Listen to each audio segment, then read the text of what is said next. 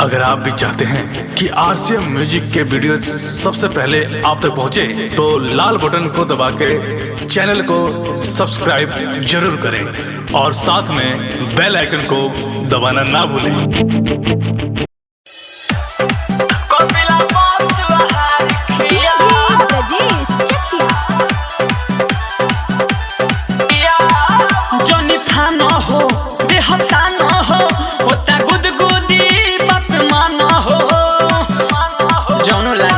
भी सुख जाए जानी फाना हो देहता न हो होता गुदगुदी बात माना हो छनते बारो बार होते बारो तो पता भीतर से खुद होई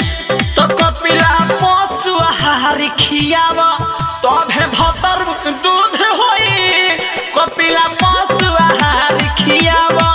तबे पियाऊ दूध होई कपिला पशु आहार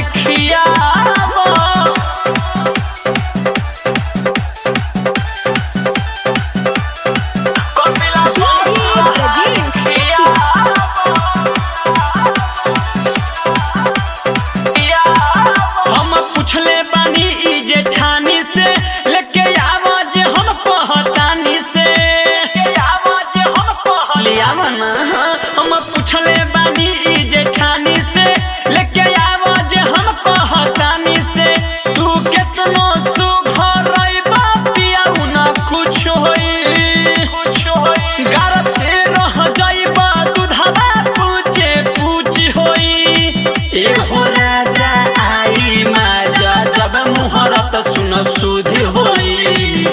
तो कपिला पशु आहार खियावा तबे पियाऊ दूध होई कपिला पशु आहार खियावा तबे भतरू दूध होई कपिला पशु आहार खियावा। डीजे ब्रजेश चकिया कपिला पशु आहार खियावा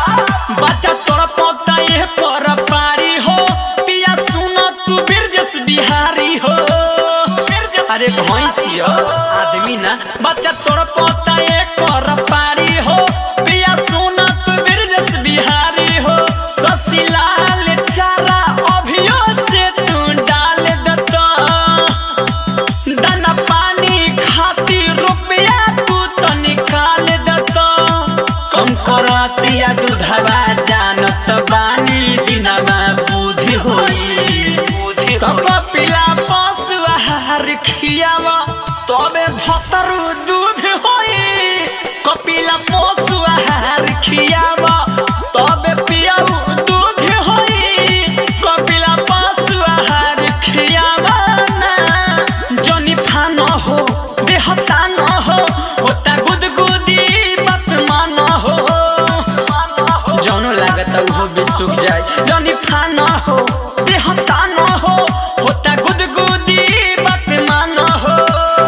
छनते बारो बार होते बारो तो पता भीतर से खुद होई तो कपिला पशु आहार खियावा तबे भतर दूध होई